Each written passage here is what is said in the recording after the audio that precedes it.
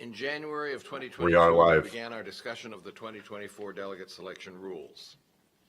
At that meeting, we discussed the importance of a transparent process, how to increase opportunities for Democratic voters, and how the early development of our rules leads to a level playing field. In March of 2022, we began discussing what shape the calendar may take. Members met again in April to discuss the primary calendar and rules. State parties were then notified of their opportunity to apply to participate in the early window. The committee met again in May to discuss the process for reviewing applications from states and began crafting the 2024 delegate selection rules and call. In May and June, we hosted virtual listening sessions and an online portal for public comment. Later that month and in July, we continued drafting the rules and call and reviewed pre-window state presentations. Incidentally, we had, was it 19 state applications? We had 20 applications and 17 reviewed. 20 applications and 17 proceeded to the review stage. We've got some In August of 2022, we finished drafting the 2024 got some call viewers with us to the now. convention and the 2024 Don't mean to interrupt, delegate but selection rules. We shared those with the DNC. we are watching the DNC rules and bylaws committee meeting that just got started. We are going to be anticipating some testimony from the Kennedy campaign about some issues that are of concern to them. So This committee sought to maintain stability throughout the rules and honor the advances made with the Unity Reform Commission. And we feel the support of the DNC reflects our achievement of that goal. State parties have now all drafted delegate selection plans based on the rules passed a year ago. They've been posted for public comment, and the plans we have reviewed and will review today have been voted on by their respective state committees after their public comment period. While we've accomplished a lot, I know you are eager to dive into today's business. Just before we do that, I want to wish happy birthday to our colleague and friend Roger Lau, who is not only senior DNC staff, but senior convention staff. So it's great to have him here with us. Now I will ask our parliamentarian, Helen McFadden, to call the roll. Thank you, Mr. Chairman. Mr. Applebaum? Here. Ms. Blanco? Ms. Brazil? Mr. Brennan? Mr. Burgos? Ms. Cardona? Okay, I found it interesting that the first thing they did was a Pledge of Allegiance. Mr. Curry? Ms. Daughtry? Ms. Daughtry has given her proxy to Ms. Brazil. Ms. Martin? Ms. Dowdell? Mr. Elete? Ms. Fowler? Mr. Iridia? I'm not certain what they're exactly voting on right now. The Mr. No, they're not Jones? voting. They're just saying who's taking in here. attendance. K-Mark? Okay. Mr. Leone? And so far, we've seen that one Lewis? person has given their proxy to Ms. Brazil, who I Ms. recall McGarrick? from Hillary's election. She has Is that given Donna her proxy Brazil? to Mr. Leone. Mr. Yeah, I Martin caught her name in the given his proxy to Ms. when I was Schwecker. scanning through the previous session. Ms. Martinez, I didn't know that you still. Mr. McDonald, I have you waiting the Mr. party. McGlinchey. I imagine it He makes has sense. given his proxy to Mr. Curry. Mr. Mitchell has given his proxy I'm to surprised Mr. they're Ray. live streaming this. Mr. Ray, Well, they have to. Mr. It's Saunders? actually something that Mr. Spate they have a Well, surprising well, number has of. given his proxy They have a to Mr. surprising Blanco. number of members that actually Mr. Schwecker? like the idea of democracy. So they vote stuff like Mr. this Thompson in, and the party kind of has to given his follow it. proxy to But Mr. when it comes Elete. to candidates, they get to Ms. ignore Weingarten? everything. So. Ms. Okay, Wade. so a lot of people have given their proxies to other Ms. people Blanco who was probably in are the not, room I mean, the ones earlier, that aren't so here I'm are gonna mark probably her who's as given them. present. Mr. Chairman, But we have a- certain people are going to be Thank you, Helen. a form of superdelegates. As Helen just announced, we Yeah. do have a quorum. Per our charter and bylaws, a quorum is constituted by 40% or 14 RBC committee members present in person or by proxy, and we're obviously way beyond that. In addition to thanking Helen for her continued support of this committee, Mignon and I want to acknowledge Veronica Martinez-Roman and the Party Affairs team, Jenna Whitaker, Ellen Buckley, John Mott, and Rick Boylan, who continue to work really tirelessly to facilitate our delegate selection process.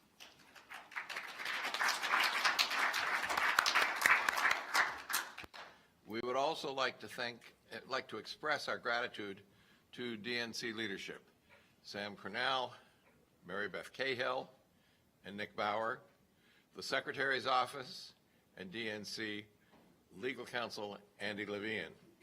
Thank you to everyone who contributes to making sure our meetings and our process run smoothly. Has the link to this live stream been shared on Facebook yet? Our primary business today Yeah, is it's consideration publicly of been delegate shared. selection plans. Oh, to this live You stream? can find the agenda for today's Yeah, meeting in your yeah. binders. Yeah, so, Before yeah, we dive it's into been shared in consideration all of the delegate groups that we're selection streaming plans, we have into. a couple of updates Okay. to share Yeah, with you. there, anyone in the groups that we're streaming First, a into should housekeeping see matter. us and just be During able the to course click of in and meeting, see the if live you are video. speaking, please make sure to press the speak button on your microphone so the court reporter, members And of then the press, there is a and special live chat stream that's there members and you hear can you. communicate with us. When you We'll have try to finished pay attention speaking, to that. Please make sure to press the mute So button let's see, there's on some your comments. microphone so Corrupt we as can they hear come, whatever you somebody have to said. say. LOL Bernie, the super delegate LOL, the live stream on the other groups is not working. Which one? Which group? Which groups is it broken on? Because it looks like it went through on all of mine, on my end. If someone could give me some Mignon, feedback. I'm going to turn it back to you unless there are any questions. So at our last meeting, before reviewing the plans, we wanted to first provide you with an update on the issues related to Alabama SDEC. As we explained at our last meeting, the DNC Executive Committee voted in June to refer all pending and future challenges the DNC received related to Alabama's SDEC's May 6th meeting and any issues stemming from it to the RBC. In the time since that meeting, we shared the rules of procedure with 3 sets of challengers and the state party and appointed a hearing officer, Ms. Kim Keenan, to hold an evidentiary hearing in accordance with our rules of procedure. Ms. Keenan is a Democrat who is an experienced litigator, mediator, and arbiter, and neutral in the context of the challenge. She's a recognized leader among multicultural social justice organizations and has served as general counsel to the NAACP and was president of the National Bar Association. That hearing took place last Friday here in Washington, D.C. All members were given the opportunity to view the hearing, and I know a few of you were able to watch the 9 hours.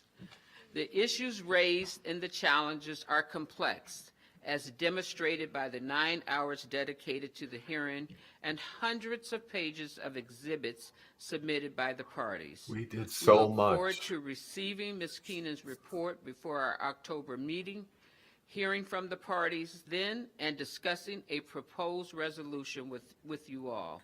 We will keep you updated and apprised of any new developments in the meantime. Thank you so much. Jim? Thank you.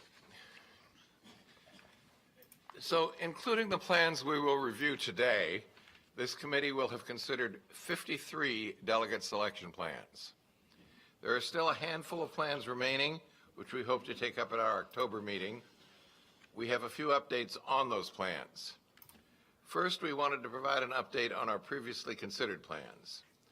Under our regulations, when a plan is found to be in conditional compliance, the state has provided a list of recommendations required to correct specific omissions or deficiencies in its plan.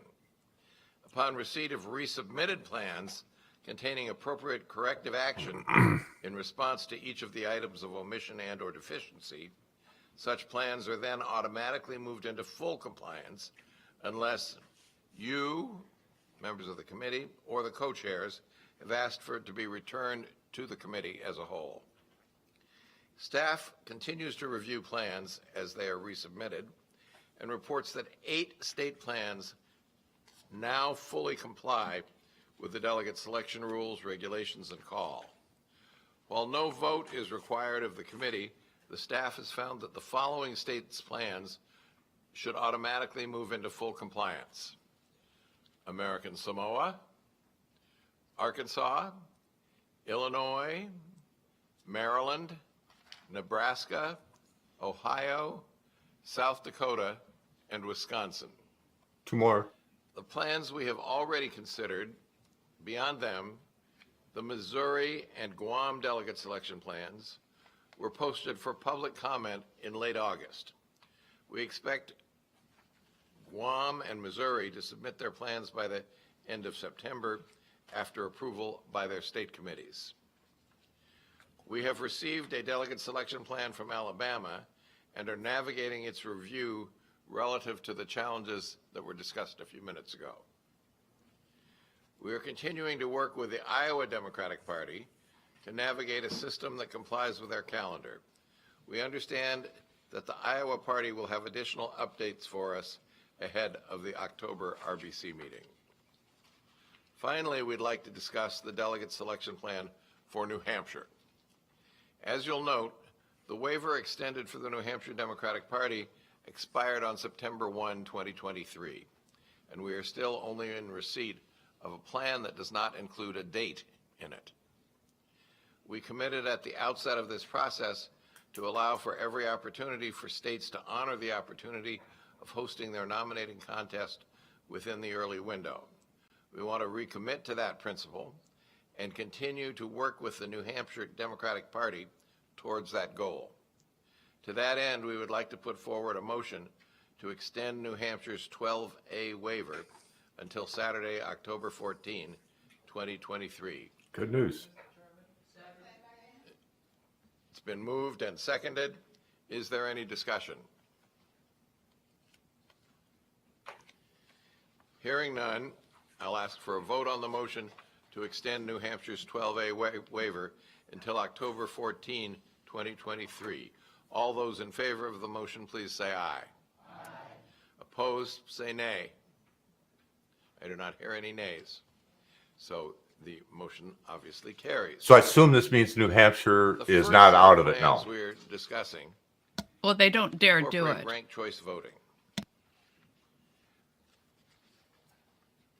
We reviewed the plans for Hawaii, Alaska, Wyoming, and Maine at our July meeting and found each plan to be in conditional compliance. One condition of those findings was that each state must work with the DNC to ensure their system complies with our rules. Today, we would like to provide you with updates on our work with these states. Staff is meeting with these state parties to better understand the technicalities and processes of how they use ranked choice voting in their 2020 process. Based on your comments in July, staff is also interested in seeing the state parties' plans for robust voter education programs directly addressing the use of ranked choice voting. Each of the parties has been asked to provide information on the 2020 process, including how voters were informed and educated about the process, how long it took to finalize results in the past, and the percentage of spoiled ballots due to voter error. We also asked each of the parties to provide information on their proposed 2024 tabulation process, including how the results of each round will be calculated and reported, and how the state party will retain records for each step in the redistribution process. We expect to be able to share these responses with you shortly. Additionally, we requested that the parties provide us with sample ballots, results from each round of the 2020 election, and a summary of the positives and challenges of the process. While the plans for Hawaii, Alaska, and Wyoming involve party-run processes, The ranked choice voting provisions in Maine's plan involve a state-run primary. Maine has been working with our DNC staff and has provided helpful information and insights. They too have responded to the committee's request for additional information and have engaged in many productive conversations with our staff. The Maine Democrats are continuing that communication today by joining us for a brief presentation. I'd now like to invite Secretary Sheena Bellows and Wayne Kinney with the Maine Democratic Party to expand and expound upon their process. So this is interesting. I mean, they're going to be discussing the ranked choice, and I think generally Morning. they don't like it, but I'm Wayne Kinney, representing the Maine Democratic Party. Thank you for having us. My title is Chair of the Franklin County Democrats, but I have been involved in delegate selection issues for about 20 years, and previously in Oregon, where I also served on Can the you see who's DNC in the board. audience? But I would Not like real to well. introduce Let's see. now I mean, Sheena Bellows, our Secretary of State, and take it away. yeah, the video Thank you is so not much, good. Wayne, and it is a true honor and pleasure to be with you here today. My name is Sheena Bellows. I'm Maine's first female Secretary of State. Before I got into politics, I worked at the National American Civil Liberties Union and was Executive Director of the ACLU of Maine. I ran for office and joined the state Senate and was Executive Director of Maine's Holocaust and Human Rights Center. My background is in civil liberties and human rights. And so I'm excited to talk to you about ranked choice voting. We just have a few slides to help break down Okay, maybe we could, how we do what we do in Maine and touch on some of the issues. so maybe we could just chat a little bit while she's having that discussion on ranked choice real quick, kind of bring folks up to speed what we're doing here and what we hope to accomplish today. So it's like the Maine Secretary of State is describing a movement for ranked choice voting in their state, which is an interesting concept. I support ranked choice voting personally. I think it's a good thing. The two major parties, I think, generally don't, because it does allow for greater access to third-party candidates. And that's why people like it, like me, that like it. But what we're doing here is we're streaming the DNC Rules and Bylaws Committee meeting. Mr. Kennedy is interested in this meeting specifically for a number of reasons. One they just dealt with was New Hampshire, whether they were in compliance or not, whether they were going to throw their delegates out, or whether Mr. Kennedy, it looks like he's going to do real well there. And so we want to make sure those delegates count. Looks like they're going to at least give them an extension. Now, they didn't say that they're going to change the rules any, but they did say that they're going to get an extension. So we'll see how that works out. And there was a few other things that we're hoping to see happen to go in our favor, because it's already kind of an uphill slog. And so just a little bit of a primer, everyone's heard about the famous super delegates. There's 15% of the delegates that are available in the Democratic Party are what they would call super delegates. And so those always kind of tend to skew any sort of floor votes towards the direction of the party's power center. And so in order to really overcome those, you have to come onto the convention floor with about 58% of the available free delegates in order to win the first ballot. And so what is happening is that the Democrats were making a lot of machinations behind the scenes where they were eliminating some of these other delegates, making that bar even a little bit higher. And so what we're going to watch today is a little bit of that goings on that we'll see how this ends up. And I'm sure we'll hear from the campaign about, Mr. Kennedy feeling like he's going to get a fair shot or not. And I don't know, Carly, do you have anything to add to that? I always have something to add, that. Yeah. My first impression is they started saying, we've been at this for a long time, listing all the different meetings they have to show that they've really done all their due diligence, and what they're doing is well thought out, trying to get that impression, so don't challenge us. Yes. Then the way that they listed the states that are not in compliance, I didn't get an actual count, but it sounded like we were getting kind of near 20. Because we said, first they listed, here's eight or 10 states that are sort of out of compliance, or we haven't finished their approvals. Here's another set of states that are partially approved, but not in total compliance. And here's another set of states that we're going to give an extension to. There's a lot of, so they broke them up so people wouldn't see how many states are pushing back on this, which I Right. thought, so they're playing a lot of games here, and we've got to be very aware that this is a big political move to try and ramrod through their view of reality, which means Right. it's only Biden and Harris, and that's Right. it. Well, and that was actually one of the letters that Mr. Kucinich had sent to the DNC, and I think we might have it queued up. We can show a bit later. Is that there were 10 states that were not in compliance, that made it difficult for the campaign to determine, what they needed to do to achieve, ballot access and to be, part of the primary in that state and so on. And so that's part of what was going on. It sounds like that they're going to resolve that. It sounded positive, but there's a lot of double talk going on too. But no, I mean, anything they say is positive. They're going to spin it that way, no matter how, look at New Hampshire, who basically gave them the finger, is portrayed as, well, we haven't heard back from them, so obviously they need more time. And therefore, we'll give them an extension, which means that they still don't need to change anything. And when they talk about, here's how we're going to do the voting and things like that, there's no discussion of how are we the people going to feel that our vote counts. And if they count every vote diligently, even let us all watch the various vote counters on camera like they are for the meeting, they still have all these superdelegate things. That means your vote doesn't count because we get to say who gets in there. And I think they're not addressing that part at all. Right. I think one thing to look at is that the fact that they moved the decision for the rules back another month, to me would indicate that this could potentially just be a lot of political posturing to get a lot of the Democratic Party voters to just perceive the situation such that Kennedy might not win.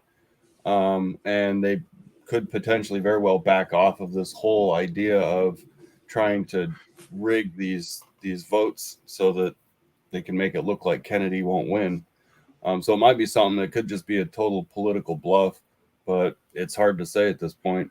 Well, I was thinking that same thing. So what's going on here? I mean, Mr. Kennedy has been very open this last week. His campaign has been very open this last week. Like, we need a fair shot at this, or we're going to explore alternatives.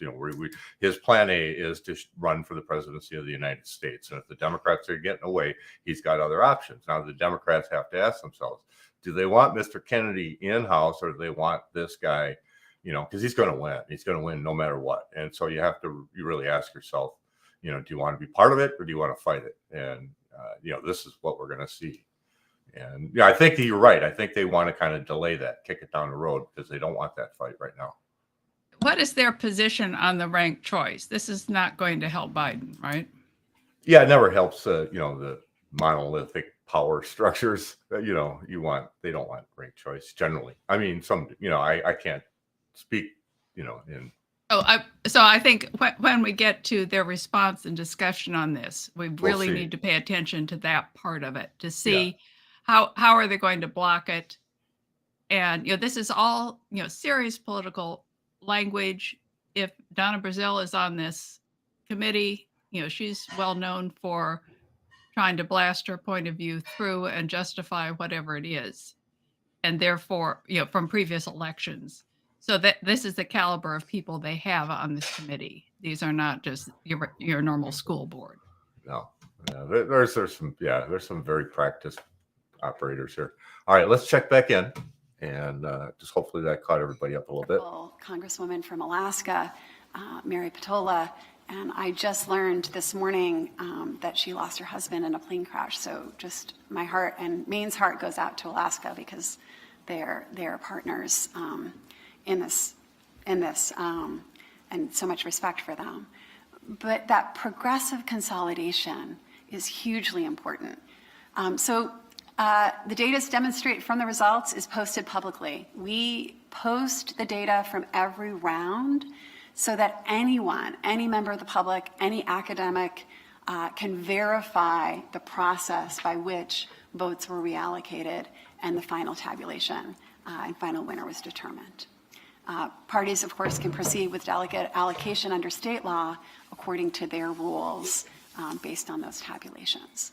So that's my last slide. I wanted to keep it fairly simple and open it up to any questions you might have about Maine state law, about our process, about our voter education efforts. I will just say this, or three things to remember. First and foremost, in Maine, we love ranked choice voting. It is working extraordinarily well. It is well tested. Second, it is very popular among Democrats, among what we call unenrolleds or independents, which is very important. We'll be moving into a semi-open primary, and among young people, in part because, again, people can, they can vote their heart, but know that their least favorite, there's no danger that their least favorite candidate might get elected. And then third, one of the things that, we are observing in Maine is that voter confidence is the currency in politics. And we really do see ranked choice voting as having been a step or a piece in that bolstering of public confidence in our elections in Maine, because it's truly been empowering. It's been a positive experience across the state. So I'll stop there, and thank you again for the opportunity to speak to you about what we do in Maine. Thank you very much, Secretary Bellows and my friend Wayne. I do see a question here, Stuart. Thank you. That was an excellent presentation.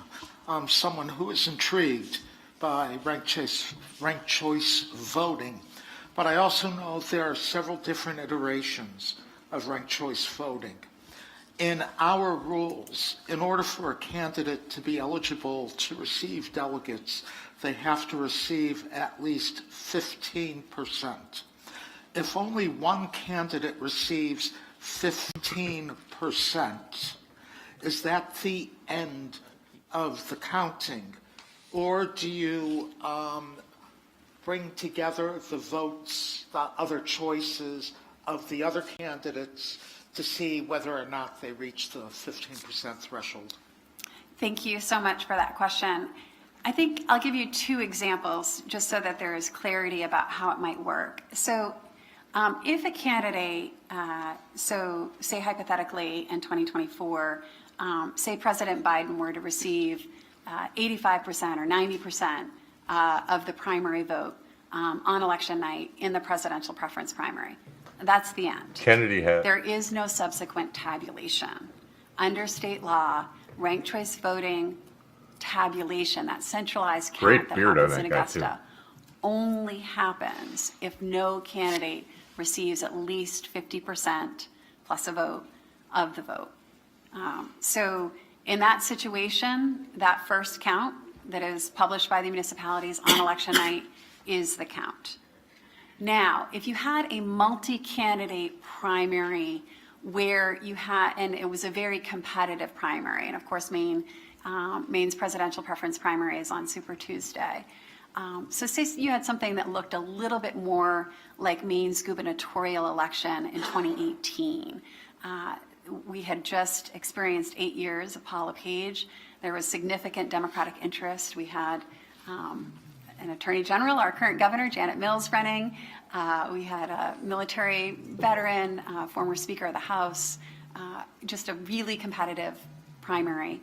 And in that situation, none of those candidates received 50% plus one in the first round.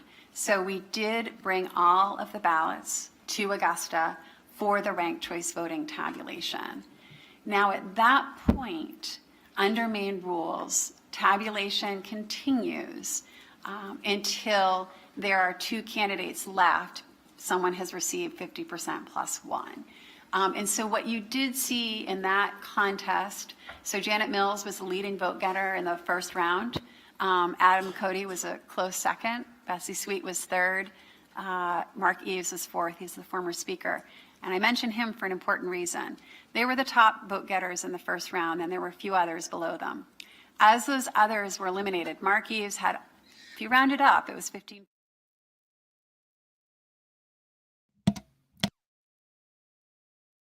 Sorry, I was muted. Take a pause again for a second as they're explaining a little bit more about, success of their ranked choice voting. Locally, Johnny joined us. Just want to say hi. Hi, Johnny. Hey guys, how you doing? I love your overlays, man. You just do such great work. So Thanks. I wanted to comment on, we see the guy with the Kennedy hat. Yeah, right there. You Isn't see the that guy cool? the guy next to him. If you look at their body language, they're kind of lean toward each other, which means that they're both together. The lady with the computer, we can't really tell, but she does not seem associated if you're just reading body language. Her Yeah. knee is away from them, like blocking. So with that, watch the suit guy is very expressive, where the beard guy is more stoic. But when we can watch him, we can get some idea of how the Kennedy people are responding to what's being said. Well, this is just worth it watching this just to see the Kennedy guy in the room. I mean, this is going out across the DNC's feed. So they're giving Mr. Kennedy some free airtime, which is awesome. So, what have I kind of missed so far? Because I just kind of got in. There was a vote extending New Hampshire's deadline for coming into compliance, which means that they're still going to consider allowing their votes. They didn't say they're going to change any of the rules, but they are going to extend. Was it a month? I thought, Andrew, is that what he said? Yep. And 1 month from today. 1 month from the date that it was due to expire. Yeah, it's for October 14th. I'm taking notes. I was doing them. Oh, good. Yeah. The early parts, Johnny, I took notes in our private stream. I'm seeing some really good comments here too. I feel the DNC will bait RFK into staying. In the end, they will alter the votes to go to Biden. That's somebody's thoughts. That would, and I would agree with that. I think that would be kind of their main plan, because they just want to slowly let the steam out of him if they can. Because, I mean, he's a juggernaut. People hear him, they go, "Oh my God, I got to get on board. I got to do something," and they got to figure out a way to slow that down. So the only thing they can do is just kind of not go at him, because they don't want that. People, that would be bad for them. They would look, So Okay. Yeah, no, I agree with that. So here's another comment just to remind people. Is this Donna Brazil? We should listen to her. Oh yeah. Think about a state that is 5 times larger than your state, right? And how this particular program would work based on your experience. But I mean, honestly and truthfully, I'd like to know about the growing pains, what you guys went through to get to this point. So ranked choice voting was on a statewide referendum in 2016. Wants to hear about the bad stuff. Tell me the bad stuff. At that point, it was community advocates and leaders in that campaign that were conducting the public education. There were ice cream socials, there were beer tasting, where the ice cream socials, it would be, vanilla, chocolate, maybe more exciting. Now they cut the guy's than top that, of his chocolate, hat off. Strawberry, and people would have a ballot that would look a lot What like this, petty with the little- ice cream flavors, and then the first choice, second choice, third choice, fourth choice. And they'd fill out their ballot, picking their ice cream flavors, and then there'd be a tabulation so that people could see how it worked. They had to send But that public education was happening from the They had to send a staffer over there to say, "Lower your camera 3 inches." We need Yeah, to I have know. it on our Discord server so we can be like, "Hey man, you need to slouch a bit more." They just moved the camera. I know, yeah, that would be cool. Like, That just would be put good. your hat on your lap. I was thinking that hopefully someone's watching And this. and Democrats were advocating for moving forward with implementation of the ranked choice voting has passed by the voters, and Republicans were trying to block it. There was a Supreme Court case, actually. Republicans tried to challenge it to the court. So the legislature passed. It wasn't a full repeal. It was some modifications that had the effect of a potential repeal. And suddenly the Secretary of State's office had no money, but had to implement a ranked choice voting referendum for the 2018 statewide primary. Ranked choice voting was on the ballot, and ranked choice voting for the first time in that statewide primary in a very competitive gubernatorial primary for both parties. So the growing pains, I think, I think the best decision my predecessor ever made was ballot design. And I think sometimes some places where ranked choice voting has been tried really struggle with a very clear ballot design so that voters understand what they're doing. I think that was absolutely fundamental. The second piece, of course, is tabulation. So Maine benefits because statewide, we do a single statewide contract for tabulators. Certainly in places like Maryland where it's county-based, there may be different tabulators in different counties. And so we had to work with our vendor to establish an algorithm for running that ranked choice voting tabulation, and we had to test it to make sure that the algorithm was performing accurately. And then the rules and the procedures, I have the rules with me here. For anyone who's particularly geeky, I can get you a copy of the rules. But making sure that those were crystal clear in terms of procedures, that took some significant time and deliberation. Again, growing pains for ranked choice voting in some places have been where, where the rules are perhaps not clear about tabulation or how results will be announced. So we announce all of our results once the tabulation is complete. And we do that rather than doing, different folks have differing views. We don't do partial results because we want to avoid the horse race effect. We want to wait and make sure that everyone knows exactly what has happened because the votes have already been cast. There is no horse race anymore, right? So we want to make sure that people understand that the people's will was implemented. So those were some of the growing pains, were the ballot design, the tabulation process, and the procedures around counts and release of the results. Certainly since then, I think because we got ballot design and tabulation correct, and quite frankly, the rules, although took a great deal of time and deliberation to write, much like the work that you do, because we were successful in making sure that those were clear and transparent. I think that's how we got it right in that very first election. That's what I was about to ask. Where did voter confusion, how did you factor voter confusion into all of this? So I think, again, the instructions are on the ballot at the very top. And I have lots of copies. If you want to find me after the meeting, I'm happy to distribute those. I believe you might also have a screenshot of it in your binder as well. And we also did posters and print materials at our polling locations. We had online videos and on social media, especially for younger audiences or audiences who might not be accessing print materials or maybe accessing information in their homes or on their phones. And so that was certainly something that we did. And the good news is that the exit polling and the data on spoiled ballots demonstrated that we didn't actually have high levels of voter confusion. So that was important.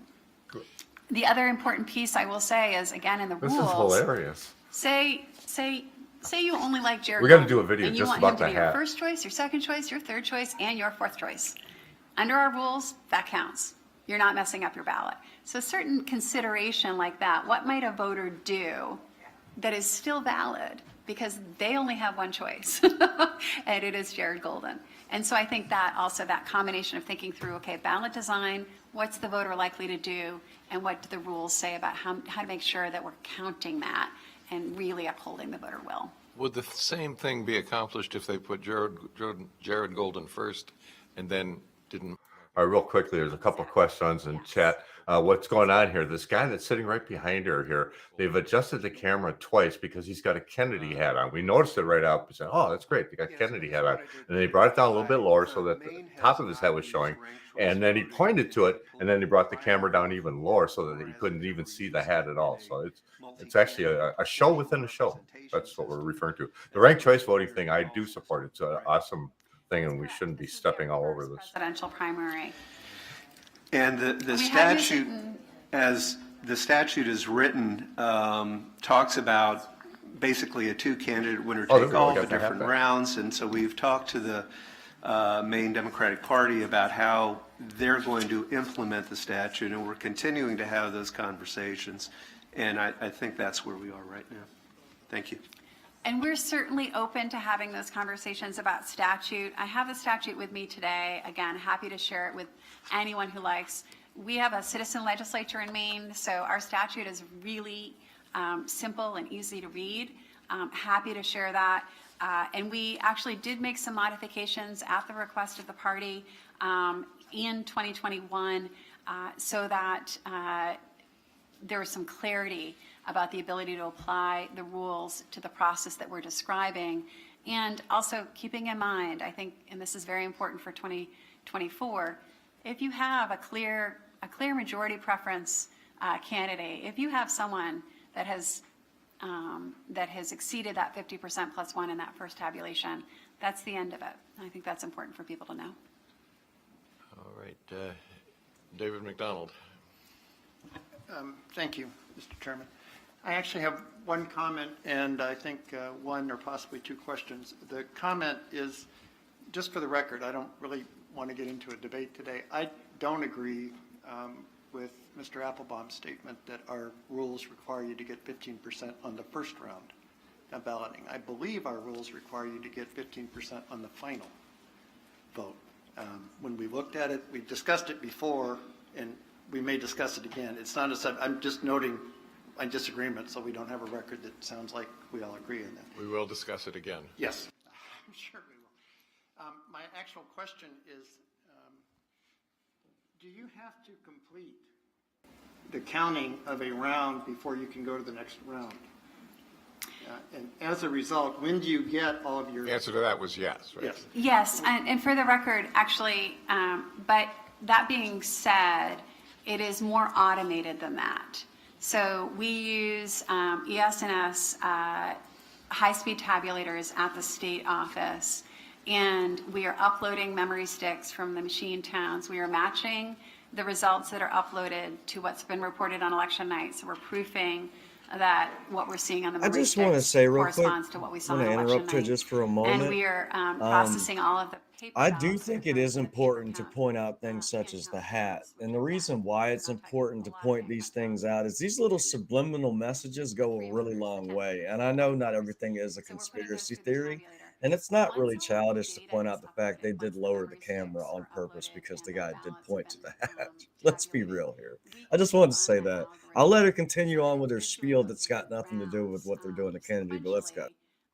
Well, it's ranked choice voting, and actually, it's limited to what their experiences in Maine are, and I don't know if they're reviewing it in order to maybe pass it at a larger level. But ranked choice voting really is it most closely represents what a group of people in a room would do if you have several candidates that you want to choose from. And the pick one or the other thing has just left us with the lesser of two evil choices too many times. And so this is a great idea. The concept that it's not been tested is not really sound because it's been around since the 1800s. So let's continue on. Such as mine, where ballots simply have Go to be ahead, Carla. postmarked the day of the election, but may not.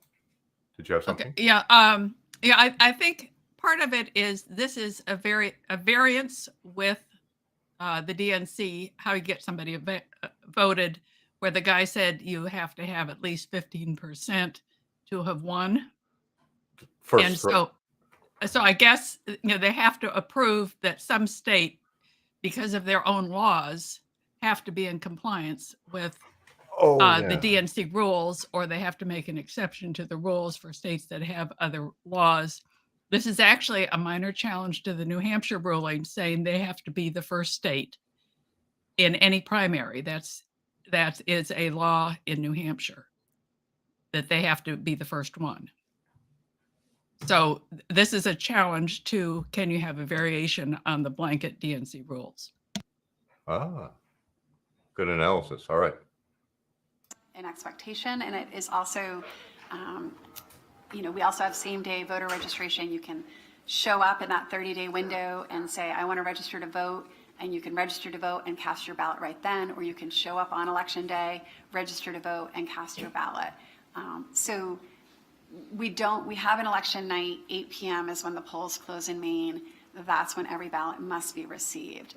We do work closely with the U.S. Postal Service. Our local folks have been really terrific. We do sweeps in the evening so that we're getting any ballots that are in the mail processing centers in Maine, making sure that those aren't getting left in the mail. But we do have that 8 p.m. deadline. So as a result, there is no real delay with the ranked choice voting tabulation in our state. I can see how it could be more complicated in another state if you know, your ballot needs to be postmarked by Election Day. Thank you, David. Carol Fowler. Thank you. And you said early on that your goal is to end up with a candidate who has 50% plus one, and this seems to me to be a wonderful way to get to 50% plus one. But we don't care if a candidate has 50% plus one. We only care who gets how many delegates. And I can see, what if we had 3 candidates and 2 got 30% and 1 got 40%? We're okay with that. What would be the point of retabulating and trying to get to 50% plus one when that would have no bearing on what came next for us? So the state administers a single primary election for all parties. At this point in Maine, there are 4 parties that have qualified or qualifying status.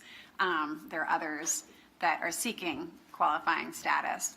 So we have rules or laws that was designed for that efficiency of running a single primary that then parties, and it says, our law says, allocation of delegates to a party's national presidential nominating convention must be in accordance with any reasonable procedures established at the state party convention.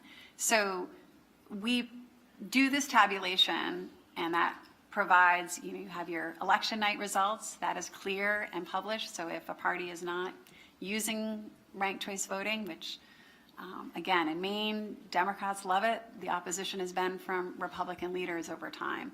And then we do publish each of those rounds so that if different parties have different qualifying thresholds, they can apply the rules in a way that works for them. So could you then say, okay, the Republicans have a winner-take-all system in Maine. I don't know whether they do or not. They do in some states. So you want to retabulate the Republican vote until you reach a point where somebody has 50% plus one. Could you then say we're not going to retabulate the Democratic vote because the Democrats don't have a winner-take-all? We're going to go with the first percentages that everybody got in allocating delegates, so don't retabulate the Democrats. The way our current law is written, on election night, if any candidate in any party has 50% plus one, that stops. If there is a party in which no candidate received 50% plus one, then certainly the process of bringing ballots to Augusta to do a ranked choice voting tabulation would be triggered. It's not a decision by us that is linked to the party's preference. It is just a mathematical based on the report on election night. Just as, we run obviously primaries for every candidate up and down the ballot, for the legislature or whatnot. And we will often see on primary night for our statewide primary, which is in June, that there'll be a certain race and a certain party in a certain race that they may have multiple candidates in that primary, and no one got 50%. So we're just doing a ranked choice voting tabulation for that particular party's candidates, yes. So you insist on retabulating even though we don't want to know? The law is neutral to the parties. The law is neutral to the party because it is rooted in the voters' preference for ranked choice voting. So, and because of the enthusiasm, I think it was a democratically controlled legislature and a Democratic governor when ranked choice voting for presidential primaries passed. I think there's just a lot of party enthusiasm for it.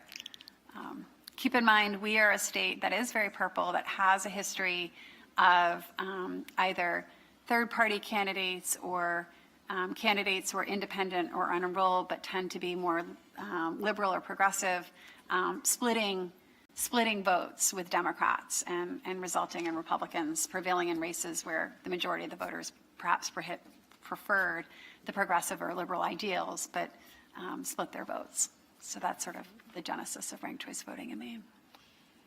Thank you. Randy Weingarten? So, I think this is, sorry. Speak. I think this is more of a conversation for the Rules and Bylaws Committee itself, as opposed to our amazing people from Maine. But I want to raise it now because I think it's just a threshold question of this.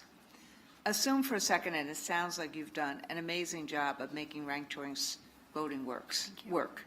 And so thank you for that. And, but the threshold question, which I think we've said, I don't remember which meeting, but over the course of the last couple of years when we had these presentations before, is that ranked choice voting is a really important way of getting to a winner in a competition for an actual winner of an election, as opposed to a race for delegates in a presidential process.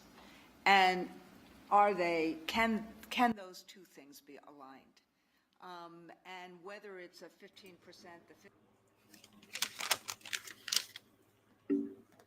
You're muted. Thank you. This is a very long meeting. Last time it ran for about 4 hours, and so we're going to kind of maybe jump over parts of things as some of these procedure type discussions, and maybe have some chats about it. Try to react to some of the stream chats. See if anybody has any new questions. Okay, one comment. This woman who's talking now is saying, does this even matter? It's nice and all that Maine does this, but what does that have to do with getting delegates? And we're just trying to get delegates to send to the convention, and that's all that matters. And I'm not hearing what do the voter want. What are the voters wanting coming up in her discussion here? Right. Like what do I, yeah. I mean, it was a practical enough question, but I think the thing is they're looking at like, well, we don't care about how you select candidates, and so there's a disconnect there. That was pretty obvious. Yeah, it was also kind of disrespectful. Yeah. Just a little bit. If I was being interviewed, or not interviewed, but on the record like this in front of a... Okay, so the chair is is stopping that topic. All right. Why don't we listen to this for a minute? Did Maine have municipalities or local governments implementing ranked choice voting before it went to the 2016? So to the question of like muscle memory of the voter base, having knowledge about how this process works. So the city of Portland is our largest city. For many of your states, it would be a small town. But the Portland advanced ranked choice voting. There were efforts in Portland to do ranked choice voting, but they had not, I wouldn't say there was substantial muscle memory because the efforts to do a statewide ranked choice voting and to implement it at the municipal level were really happening in the same era. So we didn't have a city that had been doing it for a decade or 2 decades, if that's really where your question is. Subsequently, the city of Westbrook, again, a mid-sized town perhaps in Virginia or Maryland and some states. Whoever is not a fan of ranked choice voting there in the chat, we have noted your position.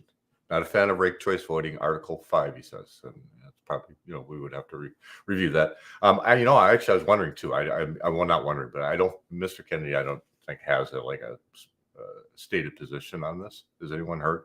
I have not. I have not heard him have any position on ranked choice voting. No. I personally find it a tad confusing. I do understand how it works though, but I can understand also how a voter could find it confusing.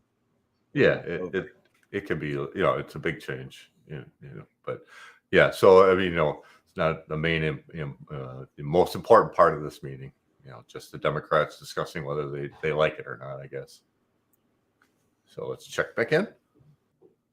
Have Do you translate your ballots? Did you see any difference in participation? I wish we had that data. We don't. Unfortunately, Maine doesn't have some of those significant, we're not translating ballots currently. That is one of my goals in the future. I do a lot of community outreach to new American communities in Portland, in Lewiston. One encouraging piece is we don't keep data, obviously, on the ballots by race or ethnicity, but when we were looking at spoiled ballots, or we're not seeing any anomalies in terms of where those happen in the state. So, but that's certainly something that we aspire to in the future. The two areas where we are doing, taking this ballot and making it accessible are through our, are for people with disabilities. So our Express Vote are voting for people with visual disabilities. So we have an online voting system for people with print disabilities, and then we have the Express Vote in every polling location. But that's a different issue than translation, which we have not done. Thank you. Well, thank you, Secretary. And yes, Donna Brazil. Sorry, I didn't see your name. Yes, sorry about that, Donna. You know, Madam, thank you so much. I had the great honor of visiting Maine this summer, Portland, Cape Elizabeth, Vinyl Haven, beautiful state. I love the lakes. I can sit down, relax without worrying about crocodiles or alligators, cottonmouth snakes and other creatures, mosquitoes the size of my toe.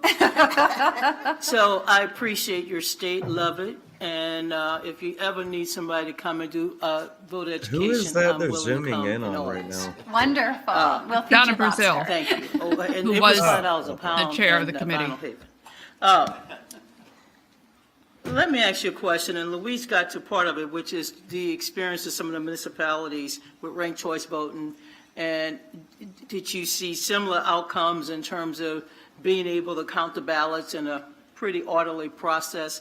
That was my first question. My second one went to, I recognize that you mentioned that there was some opposition to ranked choice voting that came from Republicans, and you used the word antipathy. How did that manifest itself? I mean, you can be opposed to something that, you know, voters approve of, but are there still attempts to try to repeal ranked choice voting? And if so, where are you folks on that? And lastly, will ranked choice voting be used in the future for the election of the governor and other state officials? And thank you again. Beautiful state, love it. And you can bring me some of your lobsters or send them. FedEx will allow you. That's a promise next time. Thank you. And it's not a bribe. And your questions clearly illustrate that you know Maine extraordinarily well. So yes, there have been efforts to repeal ranked choice voting brought to the Maine legislature every single session. And they have been defeated by Democrats as a bloc.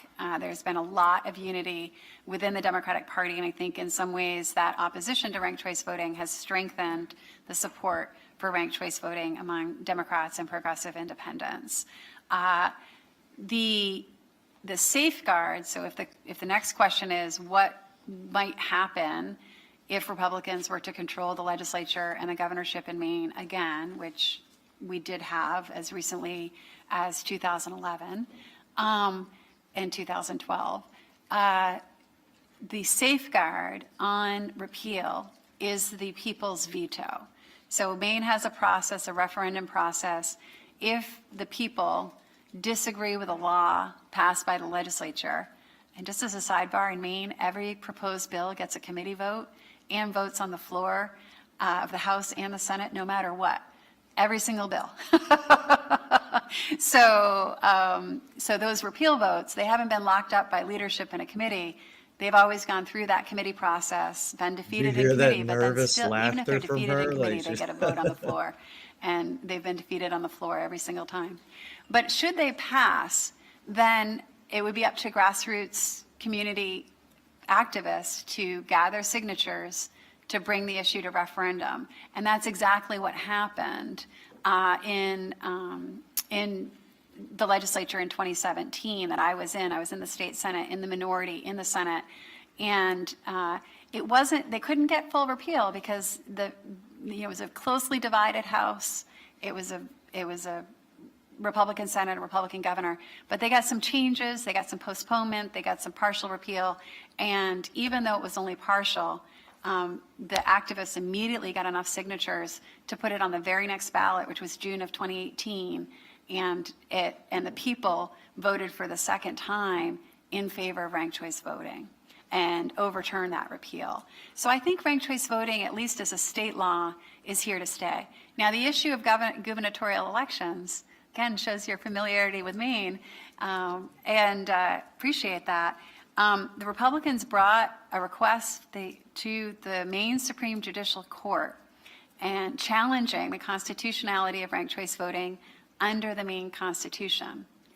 And Maine had changed its constitution from a majority requirement for governor to a plurality requirement for governor in an insurrection attempt right after the Civil War that Joshua Chamberlain stopped at the State House.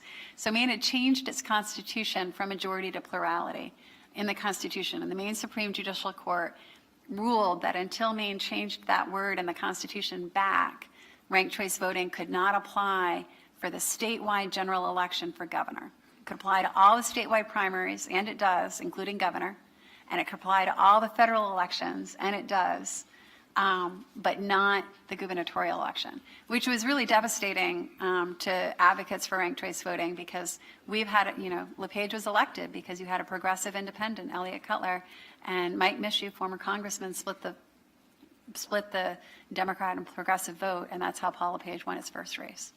And a second. Thank you. All right. This has been very, very educational, very helpful. We will be talking further with both you and your staff. Thank you, Secretary, and thank you, Wayne, for joining us.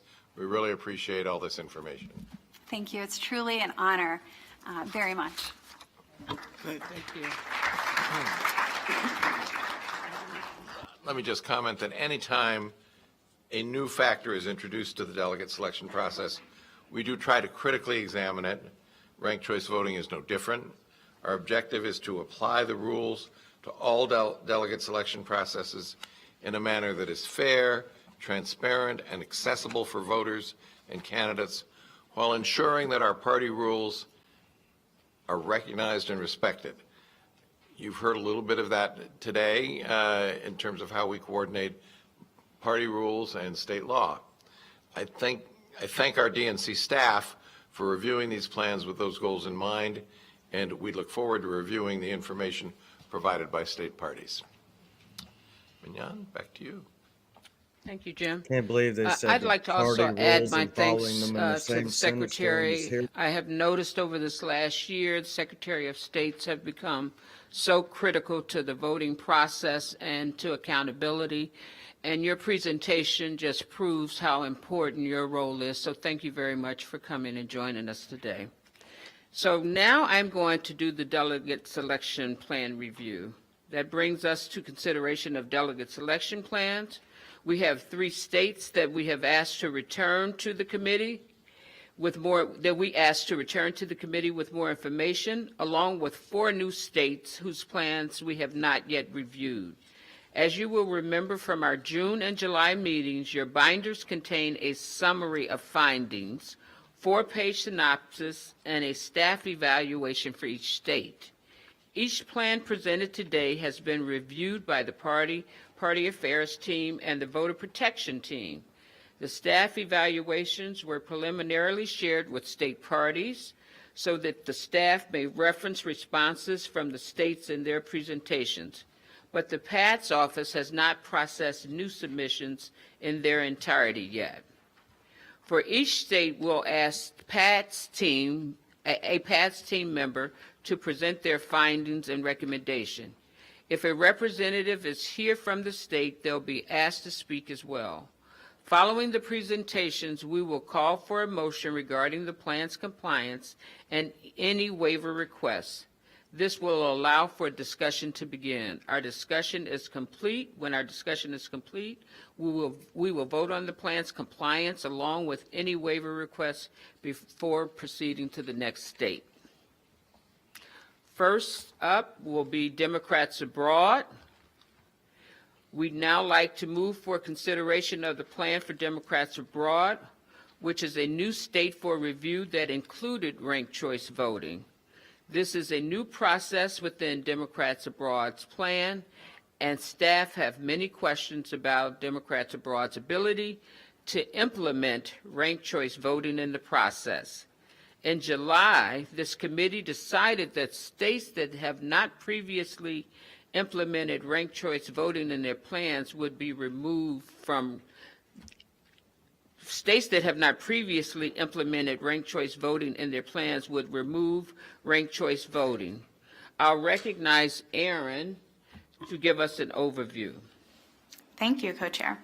So Democrats Abroad is allocated 12 at-large delegates, 1 PLEO delegate, and 1 alternate.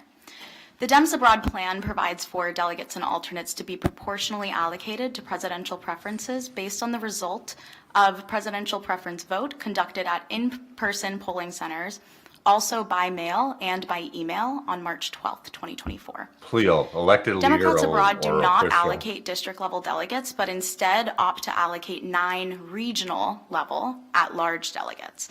These delegates are selected at the regional conventions from April 18th to June 8th.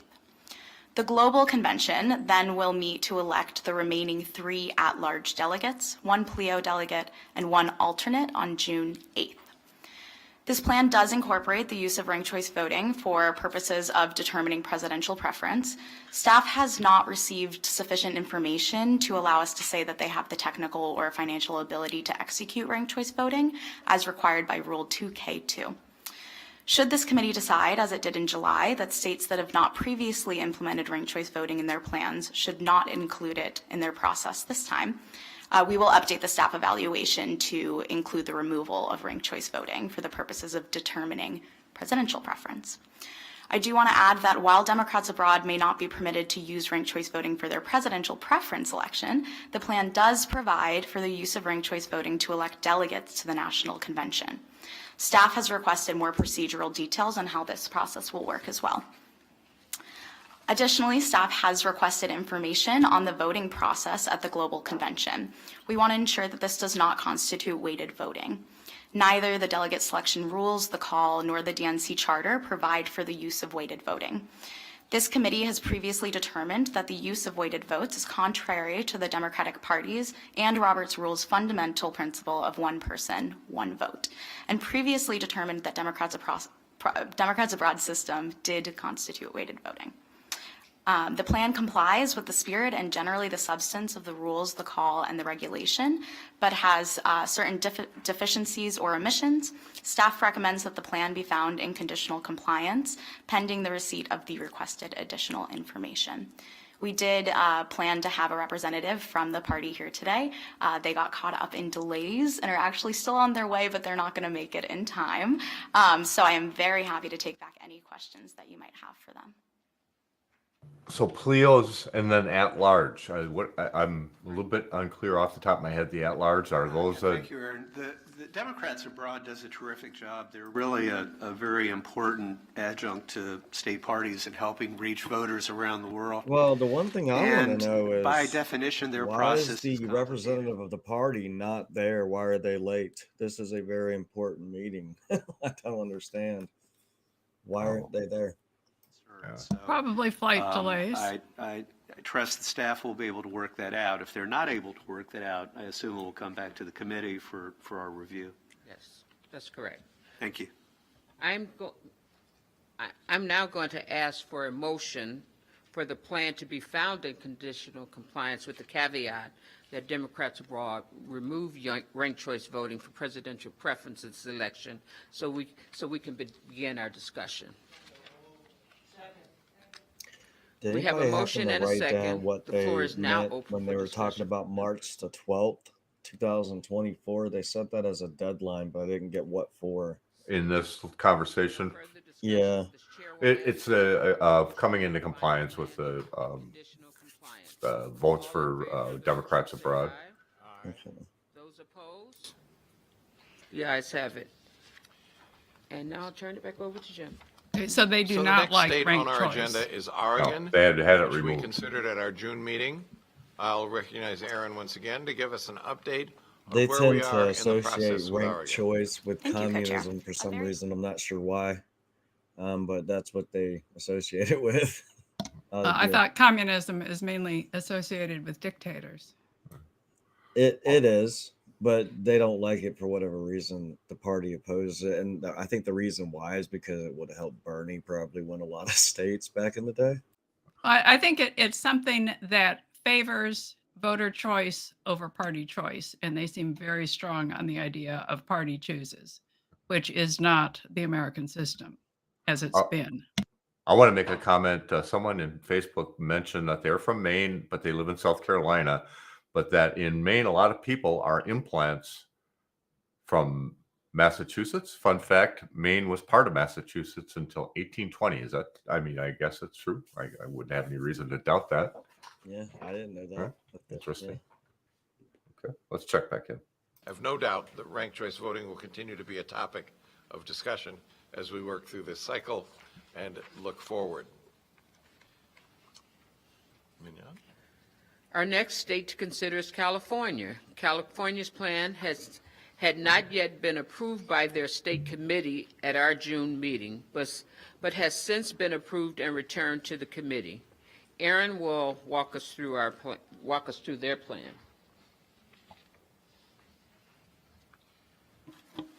Aaron? Thank you. Okay. Yes, sorry. The delegate selection plan for California provides for delegates and alternates to be allocated proportionally to presidential preferences based on a presidential preference primary on March 5th. The delegate selection plan for California provides for 277 district-level delegates, 55 PLEO delegates, and 92 55. at-large delegates, and 9 alternates. The plan also provides for the selection of 18 members to each standing committee. District-level delegates will be elected at congressional district caucuses on 55 delegates out of District-level California. delegates will select 280 PLEO delegates and delegates 55 of and them are at-large pledged. delegates and alternates on May 18th. Yeah. I mean, we know this, but California's it's just, affirmative that's action plan goals are insane. aligned with the suggested goals provided What are by the they doing, DNC giving data them and the same analytics number of team, votes they and the get in plan the complies with the electoral spirit and vote generally the substance 55. of the rules, the call, and the They get regulations. 54 now. I They think. do provide for the potential to use virtual voting, and so that's been flagged for the DNC tech and security team, and so we'll discuss that with them. And that is conditional compliance would be pending on that review. But other than that, the staff recommends that the plan be found in conditional compliance. Where did these PLEO delegates come from all of a sudden? Thank I you, was only Aaron. on the I'll assumption ask of for a delegates motion and to find super the plan in delegates. conditional What are compliance so we can begin our discussion. Well, their votes just because you get one for like Donna Brazil. She's like royalty inside the party. She'll always have a say so. And so if you're an elected leader, a party leader, elected official, you'll always have a vote. You'll always be able to say something, and you'll always have that margin so that a person can't go out and get 50%, win 51% in the real world and still win in the Democrat primary. You know, So- I'm starting to think George Washington was right when he said the party system was going to be a problem in the future. That's why I didn't want to be a part in one when he was president. Makes Now, sense I now. have a question. I like that, Johnny. But I have a question on we've still got the paragraph up there, but California gets proportional delegates, which is the voters, for 275, then 55 PLEOs, 90 at large, and 18 member. Are those additional people? Well, that's what I was wondering about the at large. Are those, I mean, assigned by the party, so they're going to be loyal as well? I mean, I don't know if I've ever known this, but I've forgotten at least at this point. So if anybody can clear up, maybe throw it in chat. Well, this is also something that we can look up and clarify on a SAT chat. Yeah, we will. Oh, we should take a pitch for that. This is actually an extension of our weekly SAT chat. We just lost like 18 people. What happened? 9 o'clock in time for people to go to work or have meetings? Oh, no, I mean, we had like 20 and all of a sudden it just dropped to like 2. Well, we just changed the hour. And so wherever they are, it's either noon and time for lunch, or at my place, it's 9 and time to start work. Well, we can ham it up now. There's less people to complain about what we say. Now, Yeah, that's true. No I kidding. think, this idea, Or did the stream just stop in all the groups because it was only scheduled? Well, no, I didn't schedule it in advance, so it wouldn't have.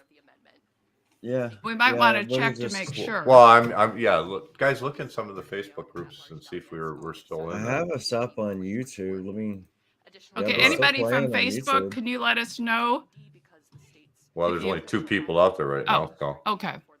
But it looks like let's see, my streams, my personal stream's still live on my page. Yep, that's still up. Okay. Maybe nobody cares about California. Yeah, everybody That just could be, got tired of it. But, That could be it. considering the, number of votes in Maine, We're back up to 3, so maybe some glitch or something bumped a bunch of people off. I don't I know. don't know. That's concerning. Yeah. but the number of votes from California, I'm so glad we one can state see gets so many, so the Pleos from California can totally wipe out the individual vote in a number of states. Yeah. Yeah, right, That's exactly. the intention. That's the entire intention of the Pleo vote. Yeah, It's like my state, a much smaller state, Minnesota. Yeah, up yours, Minnesota. Your votes don't count. We'll just vote you out of existence with our. I mean, that's 20% of the. Well, no, I need to add to get the percentage there. I need to. Okay, well, Mary says there's still a bunch watching, so maybe it's just maybe some sort of disconnection with what we're seeing, because we get a link back up here in the corner that shows how many people on Facebook Okay, are actually. then we better behave ourselves. Yeah, I can't talk bad again. Sorry. Okay, but this percentage of, if there's 277 free votes, 90, 55, and 18, I mean, there's about 150, roughly, or 160 captured votes. And they just put it out on a piece of paper, like, this is how we're gonna, put our thumbs on the process to make sure that we win. Here it is. Here's our numbers. So it's like 2/3. You could count them. Here you go. Yeah, and I'm sitting here listening to them talking about, the rules of the party and how, they're enforcing them and all that. And I'm watching this and I'm going, what rules? The ones you just made up? Well, they, like, they have an elaborate process around it, but yeah, at the end of the result is kind of shady. And from what I've seen is you have the discussion, the person presents it, and if they don't have they can't ban Maine from following their legal rules, or so they'd like it to think, because they're trying to do it to New Hampshire. But at the same time, they then say, well, I guess and nobody overseas can do ranked voting. Let's agree on that now.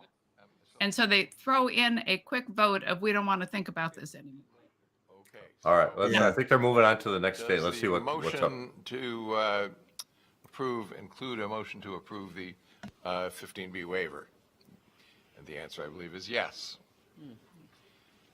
Oh, this was Arizona. inspire any We further skipped over Arizona, so we didn't see their Hearing numbers. What none. do they have? 16 All at those in large, favor of the motion, please say 47, Aye. Opposed, 9 nay. Cleos, and 16 The at ayes large. have it. Here's The how next we're going state we'll consider is New York. I'll recognize Jenna to give us an overview. Thank New you. York. The delegate selection plan for New York provides for delegates and alternates to be allocated proportionally to presidential preferences based on a presidential preference primary election tentatively scheduled for April 2nd, 2024. The delegate selection plan for New York provides for 143 district-level delegates, 29 Pleo delegates, 48 at-large delegates, and 18 alternates. The plan also provides for the selection of 9 members for each standing committee. Currently, New York is allocated 191 base delegates. Pursuant to Article 1C of the call, New York is eligible for a 10% pledged delegate bonus for holding its primary in April. District-level delegates will be elected on the ballot on April 2nd, 2024. The state committee will select the PLEO delegates and the at-large delegates What as is the alternates 10% on a date to be base determined. delegate or A quorum the of national 10% convention delegates will bonus? select the standing committee What are they members to talking the about when delegation referring and to the that? delegation chair on a date to be determined in 2024.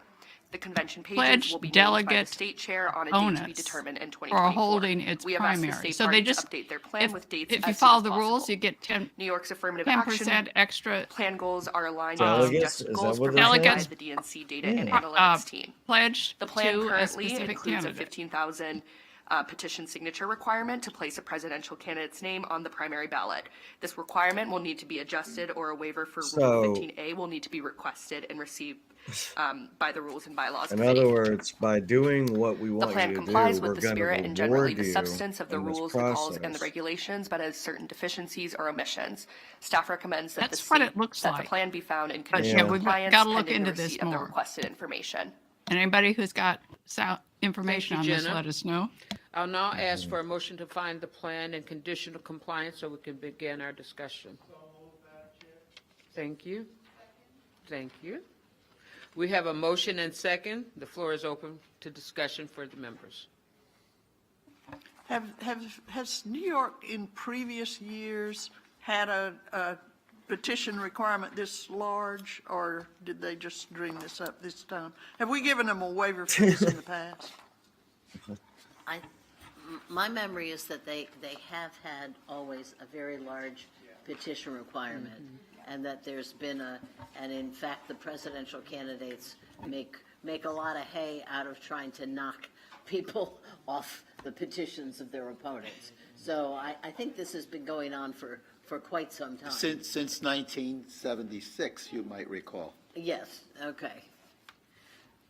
And I'm one of those presidential campaign managers that tried to knock someone off the ballot. It's a great game. It's a great game. The record shows it as accurate, your statement, Madam Chair. Wait, so they Donna? tried to knock somebody off a ballot? My question Is that what they just doesn't said? go to the ballot Didn't access fully issue, understand but it. rather, again, what I mentioned at our last meeting, and I keep looking at these diversity goals in big states like New York, like California. And for some reason, whether it's the African-American community, Black community, the LGBTQ plus community, or Hispanic community, the numbers continue to decrease. And maybe there's another formula out there that I don't know about, but I haven't seen any evidence why that will justify why some of these numbers are shifting downward. Okay. Is she saying that New York is wanting to have special weightings based on diversity issues? So it's no longer one person, one vote? It's based on some classification? I'm going to declutter my house soon. Oh, man, I didn't catch that, if that's the truth. I just want to bring it to staff attention because I'll raise it again in October. Thank you. Stuart? I notice on the synopsis, under 2023, it says January 16th of 2023 is when the filing period closes for district level delegates. Should that be 2024? Yes. Elaine, thank you for texting me. David? I just slept right through the what happens when you come from the West Coast. I understand. Is there any further discussion? Seeing no further discussion, I'll ask for a vote on the motion to find the plan in conditional compliance. All in favor of the motion say aye. Aye. Those opposed say nay. The ayes have it. Jim? Before we proceed to the next state, I think maybe Mr. Leone has a comment. Yeah. Oh, I'm so sorry. No, I apologize. So the 15,000 signature requirement is in state law, I assume, and it's not in compliance with our rules, which I believe require a 5,000, set a limit of 5,000 as a requirement, I think. And of course, Susan will remember years ago when we had this problem in Virginia, we had to go out and collect 5,000 signatures for every presidential candidate as a condition of our waiver. Apparently that doesn't apply in New York, but I mean, if you're going to get a waiver in this, doesn't the state have to show provable positive steps to change?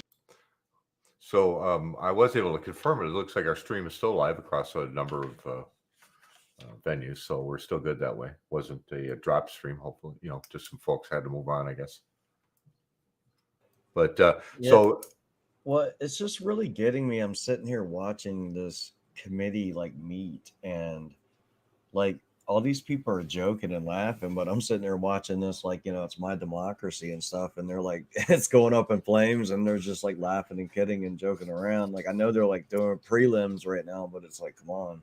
Well, they claim that everybody has already read everything that's being presented here, which may or may not be true. Well, I also was going to say earlier, I'd like to have a copy of some of these state reports they're talking about that they wanted copies of themselves. I want a copy of those reports as Maybe well. something. I'm taking screenshots at least of what they're putting up there so that we have it. But I'm really curious. They have to be posting them with all their claims that we're being really transparent about this stuff. yeah, we're really being transparent about all the pledged delegates that we're going to have. Yeah, look at that. So. And again, his comment of it takes $15,000 to,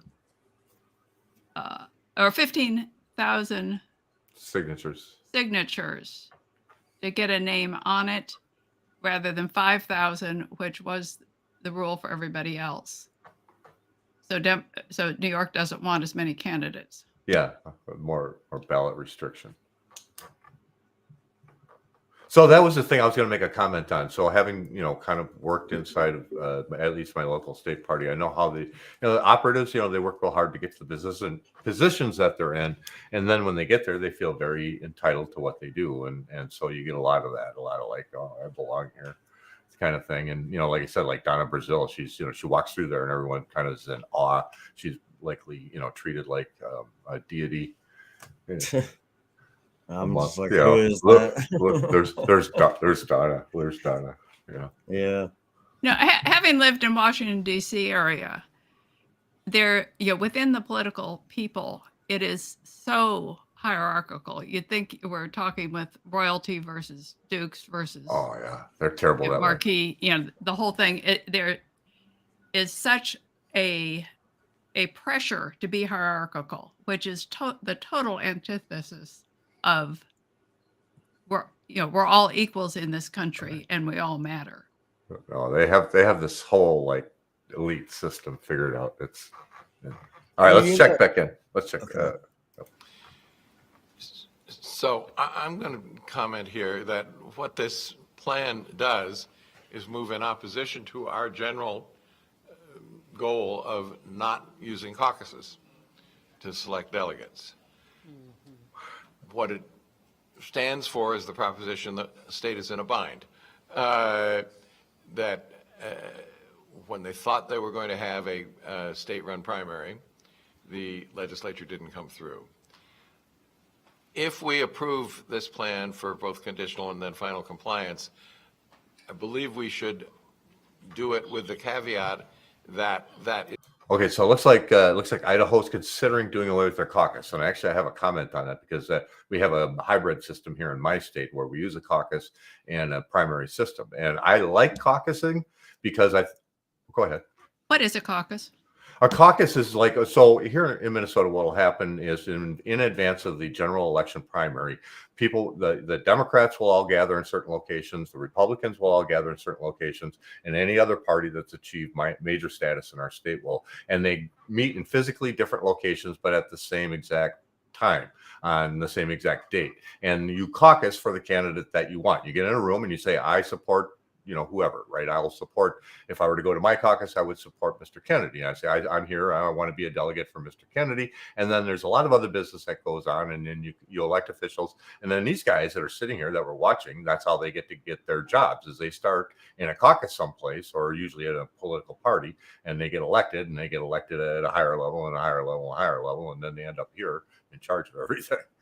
And so what they're trying to do is they want to get rid of that caucusing. And I like the caucus. It's great. You get in a room, you get that whole idea about everybody's together.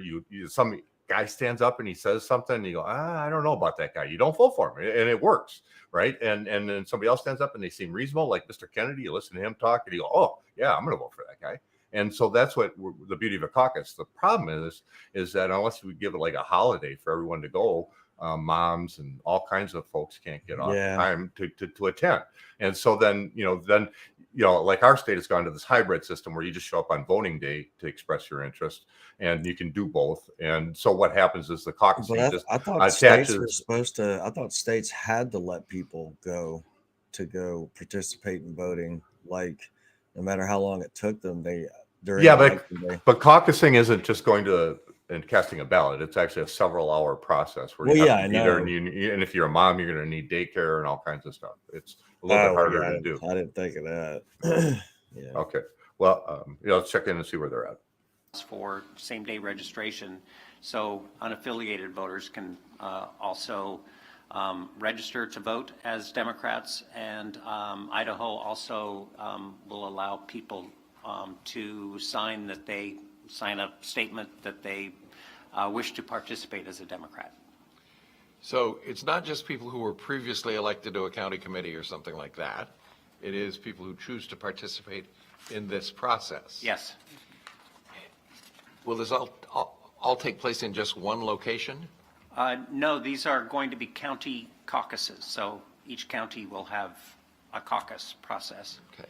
I don't expect you to know off the top of your head, but I think when it comes back, I'd like to know how many counties there are in Idaho, just so we get a sense of how accessible this is. If there are 82 counties, it's very accessible.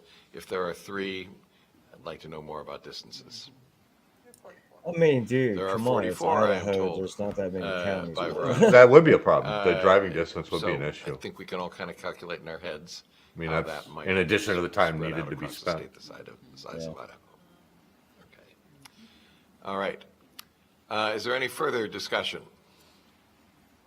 So the motion is to find the plan in conditional compliance. I do sense that there is more to be resolved during the conditional period than in most states. Well, there are, I believe, 10 pages of staff suggestions in our evaluation. Thank you. Idaho has 44 counties. Okay. Any further discussion? Might be a little bit of a drive All those in favor more of the rural motion, folks. please signify by saying aye. Aye. Opposed, nay. And the ayes have it. So the final plan on our agenda today is There's Georgia's, a whole lot of and I'll like-minded ask people in this Veronica room. to give us an overview. Not one nay. The delegate selection plan for Georgia. Well, they know what they're going provides for. delegates and alternates There to we be go. allocated during a state-run presidential preference primary taking place on March 12, 2024. We also wanted to flag that the process for gaining access to the ballot is also defined by the state through their Georgia code, which has been in place for over 10 years now. The plan provides for district-level delegates to be elected on April 6th. Following that election, PLEO delegates will be selected by a quorum of National Convention delegates on April 20th, and then at-large delegates and alternates will be elected by the State Committee on May 18th.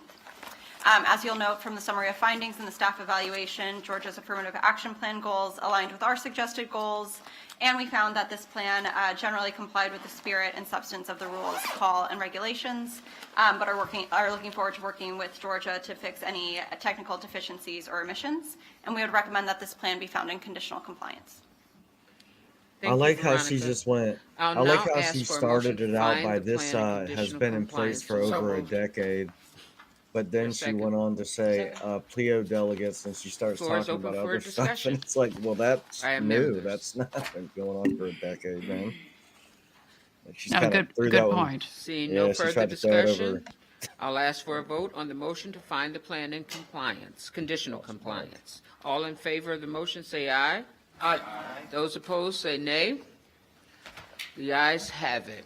Okay, you notice So we that have there are gotten to the affirmative end of our action journey. goals put And out once by the again, Jim and I DNC. We've got to thank you find all out for what this the is. countless hours you have put into this process over many, many months. We thank you so very much.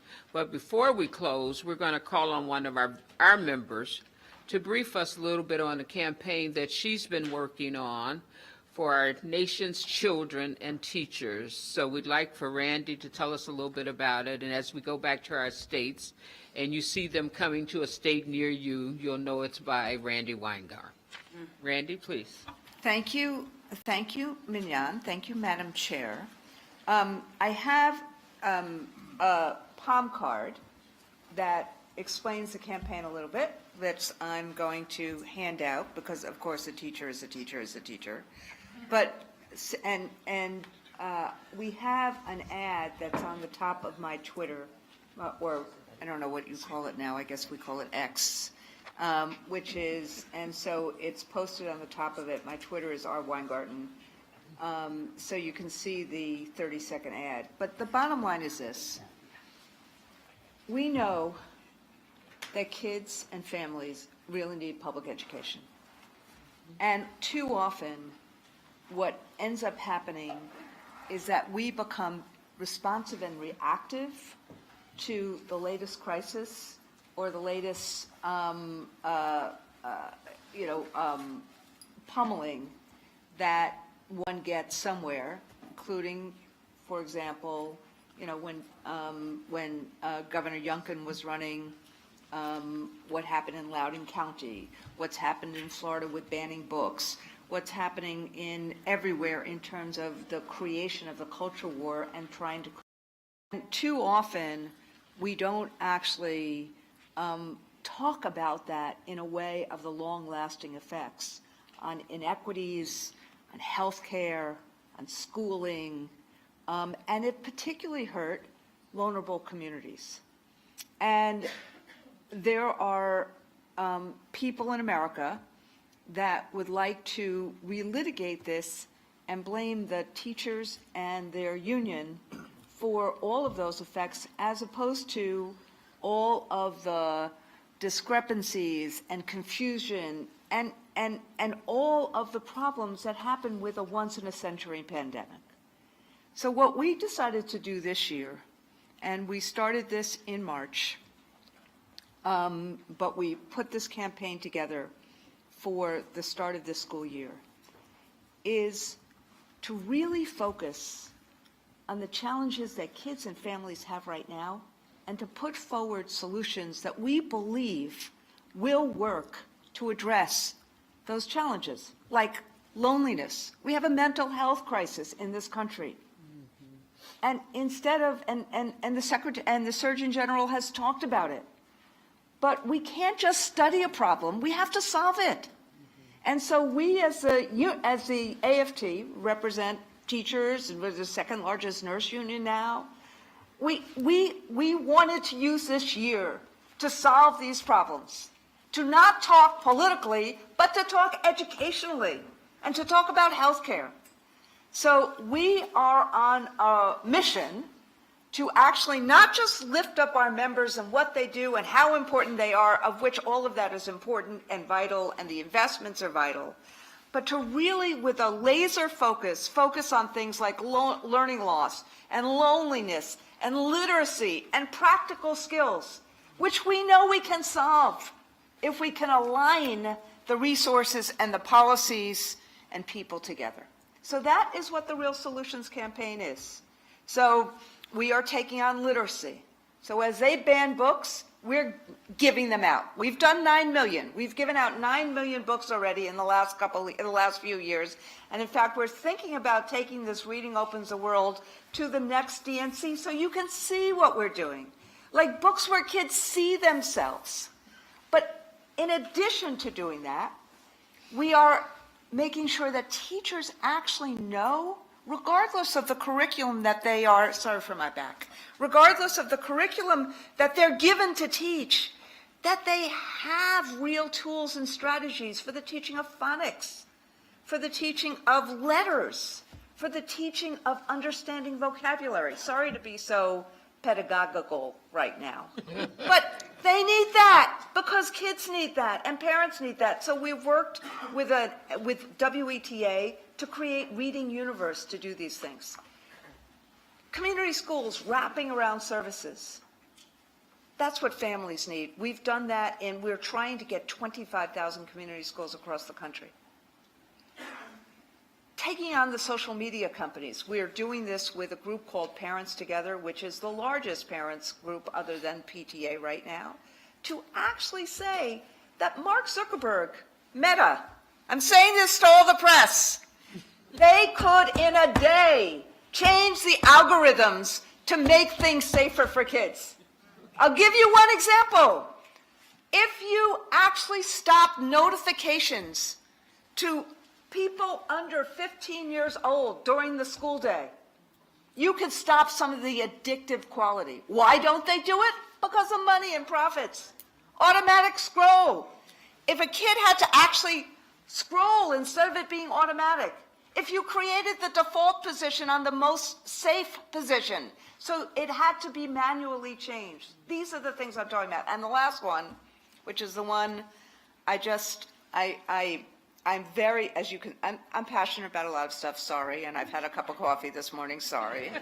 But experiential learning. How do we get kids to want to be back in school? Everybody's talking about attendance issues and things like that. If kids work with their hands, if kids work on experiences, this is what private schools do all the time. Why can't we do this in public schools? Career tech ed. It is a game changer. And if you think about all the new economy that a president has done and all the new jobs that it is creating, if we could create an alignment starting in high school on all of these new things, these new pathways. Yes, carpentry, yes, welding, but culinary, cybersecurity. There's 2,200 new skill pathways that could be monetizable for kids. Let's start them in high school. Oh, there we go. Let's make Muted public again. schools and high school about lots of choices for kids. Quite an 60% impassioned discussion going on here. So I thought we were going to be moving into. Okay. I think this is pretty important stuff. So again, I'd like to see more, but everything she's saying is really making sense. I'd like to keep hearing her. Every public school should be a place that parents want to send their kids, educators want to work, and most importantly, kids thrive in safe and welcoming environments. And we're going around the country to places, and we're doing a lot of stuff to not only lift this up, but last thing I'll say is this. The people who oppose us, they got one thing: defund public schools. Get rid of them, voucherize them. There is not one idea that they have presented to help kids and help families. And our party is the party of family, and we're going to do everything we can to help families thrive. Thank you. That's not the current Democratic Party. Thank you. Very important campaign. Members, that brings us to the end of our agenda for today's RBC meeting. Thank you, as always, for your patience and your hard work. We look forward to seeing you at our next meeting, which will be held in conjunction with the fall DNC meeting in St. Louis. Our meeting is tentatively scheduled for Friday, October 6th, 5:30 p.m. Frank, we want to give Frank.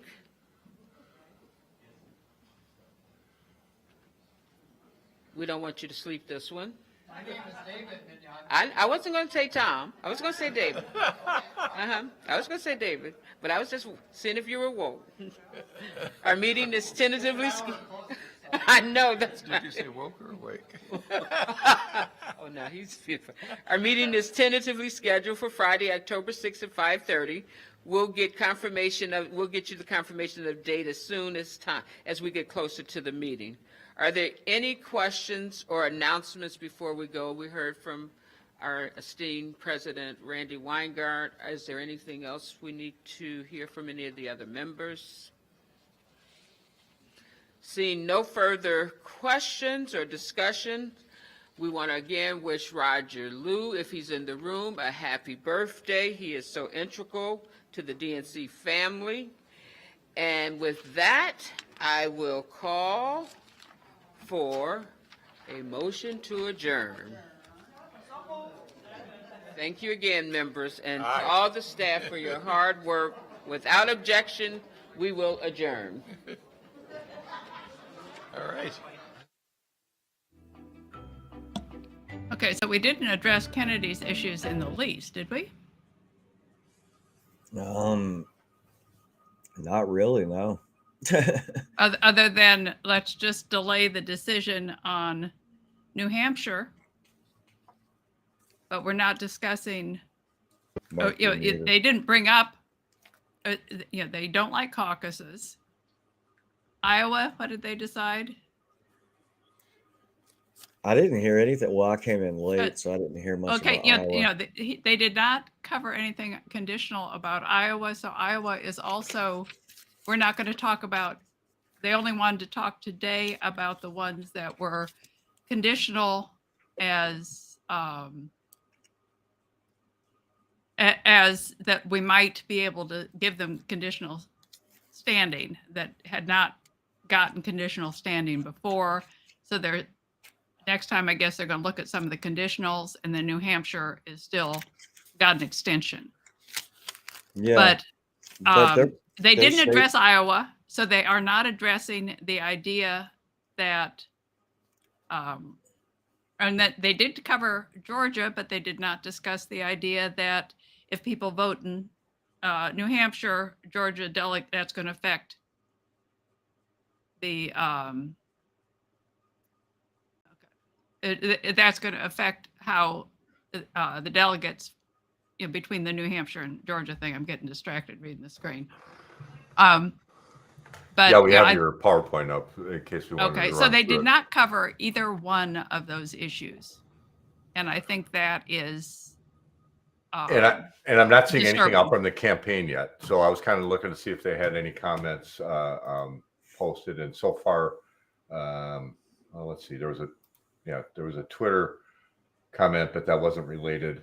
I don't see anything else that's come out yet, so we'll have to wait to see what they say. But there were some meetings that we did not see. I think that might have taken place ahead of time, or after. Yeah. Or maybe after. True. Yeah. Well, so, I heard something late last night, like he wanted to meet with them or something like that, and they turned him down. I think is what I heard. Okay. Well, I think maybe if he was trying to meet and they turned him down, then I think they were going to wait until after the conclusion of today's meeting to draft some sort of response. So I think maybe we could kind of see that. I think, some of the discussion that we saw earlier, that this response is more of a kick down the road kind of thing to try to let steam out of his campaign, not try to react to it and create an issue. I think that's probably correct. And how the campaign responds to that will be interesting. Well, they still voted to pass a couple of things. With New Hampshire, did the bylaw pass about not being able to campaign there still? Oh, they did? I did. Did they even discuss that? I didn't even hear I didn't hear anything about that. Yeah. They had two. Well, while I was watching, they had two votes that they passed with ayes, but I don't recall exactly what they were voting on.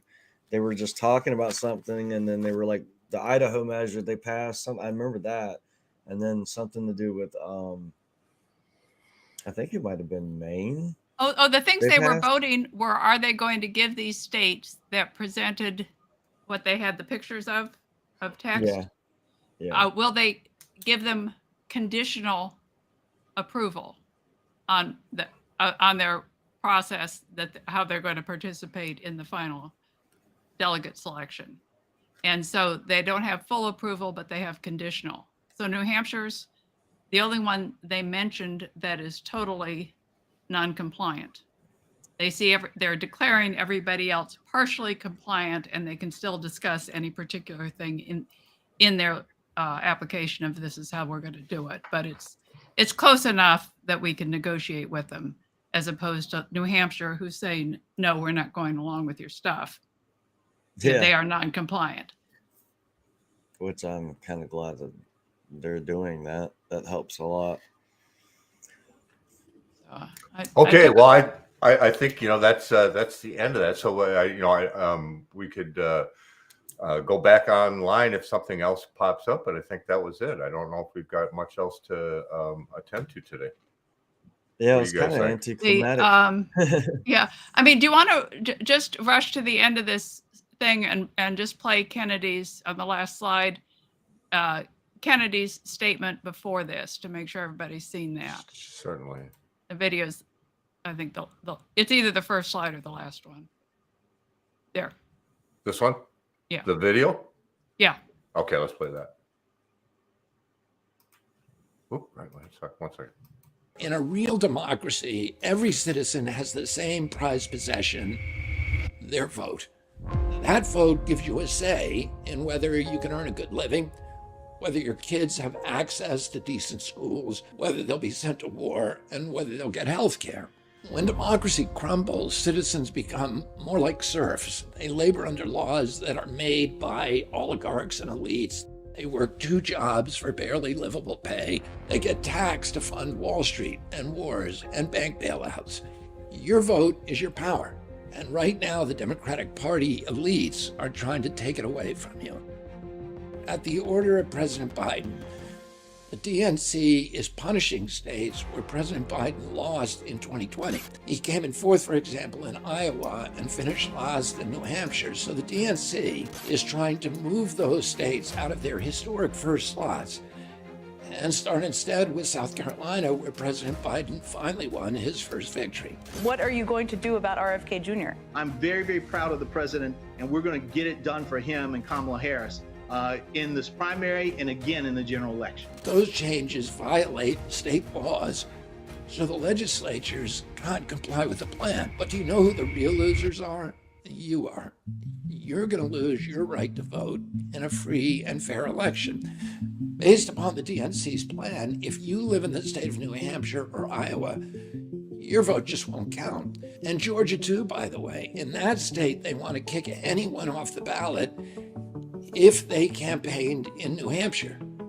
These crooked measures will disenfranchise millions of citizens.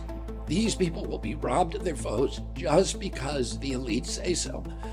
And it's not only voters in a handful of states that the DNC is trying to silence. It's every voter in every state. So how do they plan to do that? Oh, there's another rule that the committee is drafting behind closed doors, and it's similar to a trick that they used to kick Bernie Sanders out in 2016. They're flooding the convention with party operatives with opaque names like pleos and automatic delegates, whose job is to drown out the popular vote. Once the pleos and automatic delegates arrive at the Chicago convention next summer, the vote tallies all change, and the people's choice can be overturned in an instant.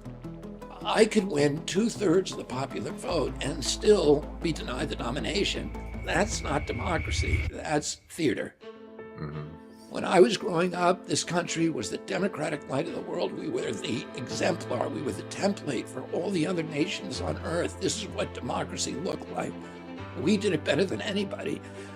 Based upon our example, dozens upon dozens of new democracies took root in every corner of the earth. But when we deny citizens their right to vote, and when we rig the process in favor of insiders, then the flames of democracy flickers, and someday soon it will go out. The good news is these rules don't take effect until the DNC votes on them on September 14th. So let's use our power while we still have it. It's time to demand a fair primary process where every vote counts equally, and the candidate who gets the most votes wins the nomination. That's the democracy we learned about in school. That's the democracy that people around the world yearn for. That's the democracy that we now have to fight to protect. Whomever you plan to vote for next year, now is the time to tell the DNC that you want democracy back in the Democratic Party. Add your name to the Demand a Fair Vote petition below, and please use your voice while you still can.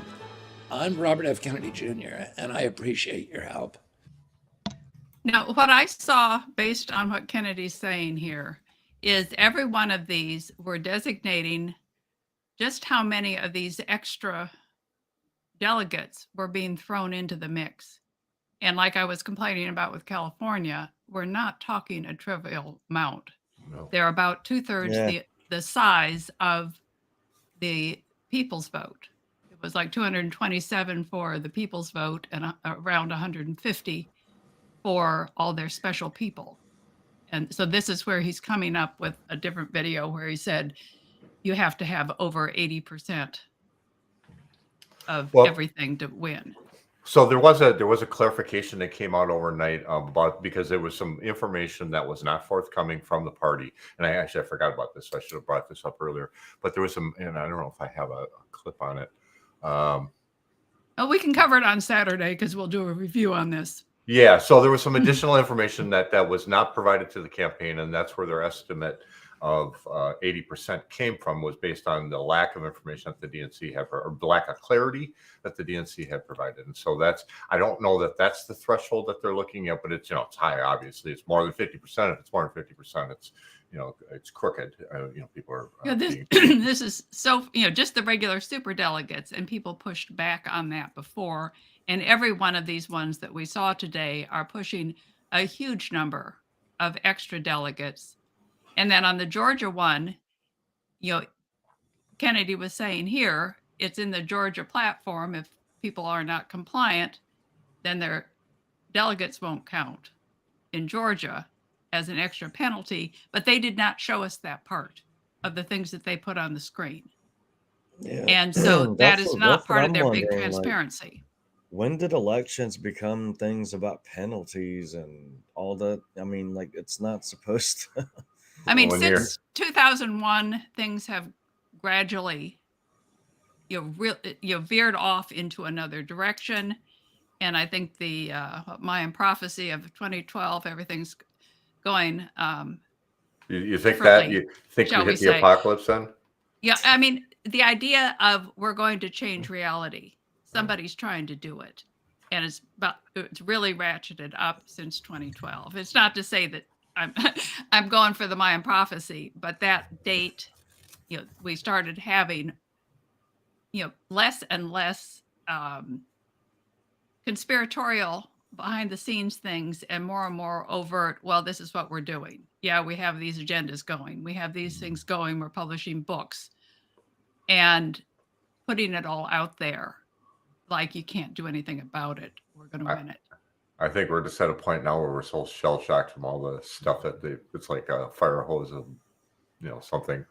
Well, I liked the woman who was saying, what's happened to our schools? And if we can't teach the kids to read, if we can't give them viable life skills and training so that they can have jobs, why don't we just defund them and let the parents come up with something else? And I thought, and they listened to her, and they said, thank you very much for expressing yourself. There was no acknowledgement of a thing she said or the intention behind it, which I thought was really rather low. There was no engagement and conversation about what she said or anything. It was just like, all right, thanks. All right, now next. And she stated it so politically correctly and not offensively. It was almost, I kept wondering, okay, what's she really doing? What's she really going for here? But she kept coming back to, we have to teach people to read. We have to teach them, the alphabet and basic skills. And if that's her premise, and that part of it, I totally am on board with. And it's like Kennedy of saying, we've got to deal with the realities of American life and not be doing all this. Well, I think Biden's a better president.